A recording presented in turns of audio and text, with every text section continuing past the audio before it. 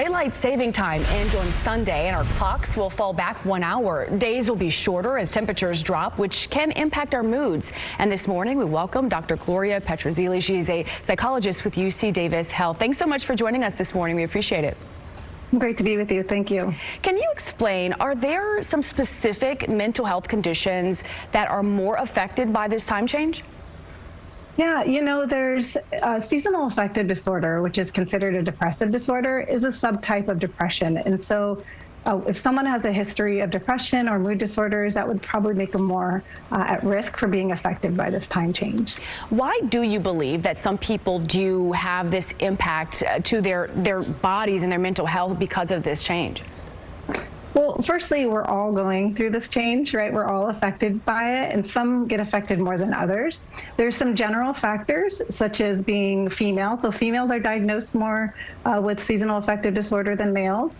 Those that live in the northern hemispheres are affected, as well as those that have a history. So it's multiple factors that can make someone at higher risk. And then there's lifestyle factors, such as lack of outdoor activity, poor sleep routine, irregular sleep patterns, poor diet, and then social isolation can also increase that risk. What are some signs that our viewers should maybe look out for, as we're thinking about this time change that may impact us?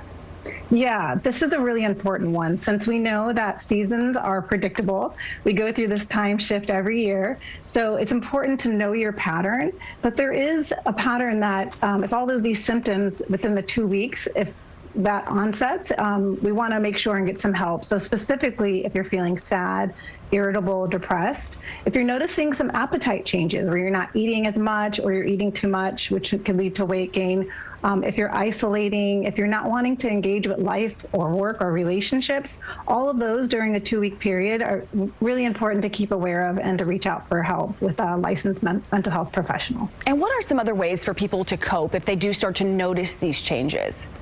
Yeah, this is a really great question because we can start preparing today.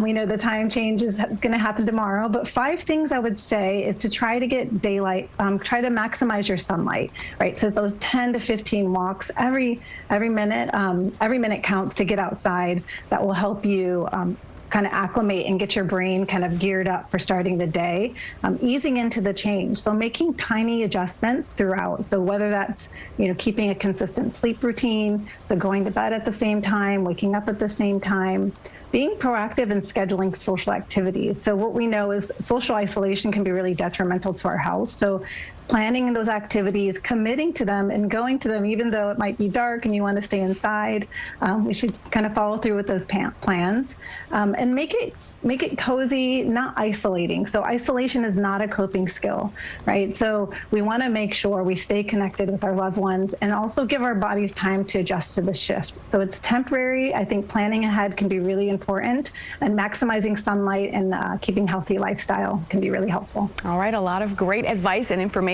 Thanks so much for joining us this morning. We appreciate it. Thank you so much.